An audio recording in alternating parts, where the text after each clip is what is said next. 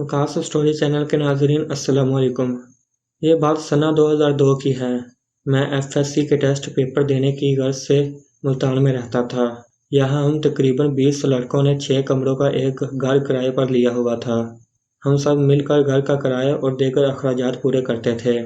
ज़्यादातर लोग मतमूल घरानों के थे, मगर अपने इजाफी अखराजात, जिनमें सरफहरस्त इंटरनेट का खर्चा था, को पूरा करने के लिए कुछ लड़के ट्यूशन भी पढ़ाया करते थे। शराज भी अपने अखराजात पूरे करने के लिए कुछ घरों में ट्यूशन पढ़ाने जाया करता था। वो बीए का तालिब इल्म था। इसका ताल्लुक वस्ती पंजाब से था। ट्यूशन से इसे माहाना 2000 की आमदन होती थी, जिससे वो बामुश्किल अपने अखराजात पूरे किया करता था। कुछ माह बाद इसे एक नई ट्यूशन मिली। यहाँ इसकी मुलाकात एक खातून से हुई। इन खातून का ताल्लुक सराइकी बैलेट से था। इनके शौहर एक सरकारी बैंक में मुलाजम थे। दोनों के दरमियान उम्र का फ़र्क तकरीबन 10 वर्ष था। यह खातून इस शख्स की तीसरी बीवी थी। पहली 2 को तलाक दे चुका था। इस खातून से इसकी कोई औलाद नहीं थी। अपनी ममता की तस्कीन के लिए खातून ने अपनी बहन का बच्चा गोद लिया हुआ था, जिसे पढ़ाने के लिए शराज को रखा गया था। खातून ने घरेलू कामकाज में मदद के लिए एक 15-16 साल की मुलाजमा भी रखी हुई थी। एक दिन खातून ने शराज से कहा कि वो इस मुलाजमा को भी पढ़ा दिया करे। शराज ने हामी भर ली। इसी गुफ्तगू के दौरान खातून ने कुछ ऐसी मायने खेज गुफ्तगू भी की जिसमें दावत थी। शराज समझ कर भी ना समझ बना रहा। हमें इसने वो गुफ्तगू सुनाई तो हम बहुत हैरान हुए। हमारे लिए नाकाबिले यकीन था कि कोई खातून ऐसे भी बात कर सकती है।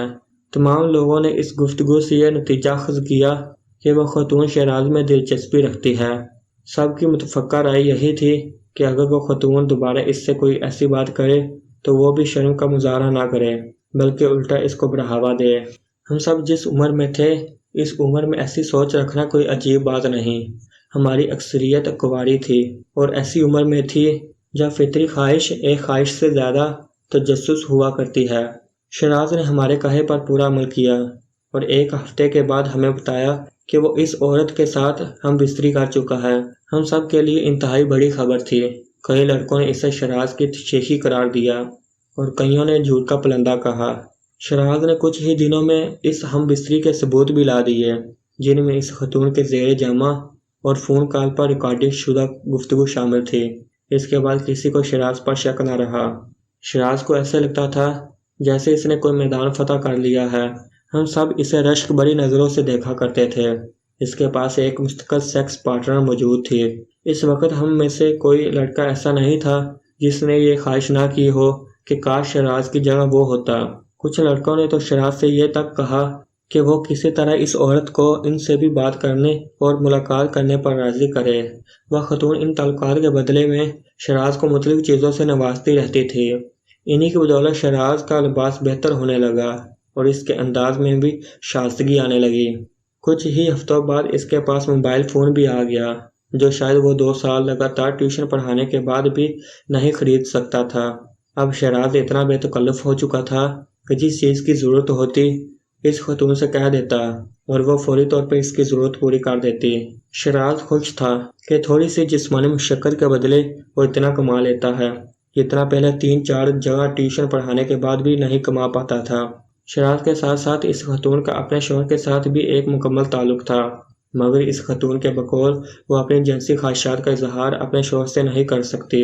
इससे डर था कि वो अगर अपने शौहर से अपनी जिनसी ख्वाहिशात का इजहार करेगी तो वो इसे बदकिरदार समझेगा और इसे भी तलाक दे देगा। वो अपने शौहर की नज़र में एक ऐसी औरत बनकर रहना चाहती थी जिसे जिनसी मामलात से बिल्कुल लगाव नहीं था। शायद यही वजह थी कि वो अपनी ख्वाहिशात शराज के साथ पूरी करती थी। शराज का इस खातून से यह ताल्लुक़ बस चंद माह ही रहा। न जाने कैसे इस खातून के शौहर को शक हो गया, जिसके बाद खातून ने शराज को अपने घर आने से मना कर दिया। शराज को दुख तो बहुत हुआ, लेकिन वो क्या कर सकता था। वो अपनी ज़रूरियात का एक बड़ा हिस्सा इस खातून के ज़रिए पूरा कर रहा था। अब वापस ट्यूशन पढ़ाना इसे अजीब लग रहा था। शायद किस्मत भी इसके साथ थी।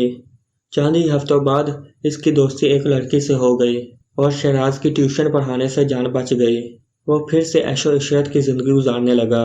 इस लड़की के बाद शराज ने कई और औरतों के साथ भी ऐसे ही ताल्लुकात कायम किए, जो इससे अपनी जिनसी ज़रूरियात पूरी करने के बदले में रकम और कीमती तोहफ़े दिया करती थी।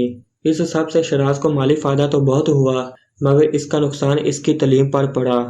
وہ اپنی اس نوکری کی وجہ سے اپنا BA تک مکمل نہ کر سکا۔ وہ وکیل بننا چاہتا تھا، لیکن اس کا یہ خواب ادھورا رہ گیا۔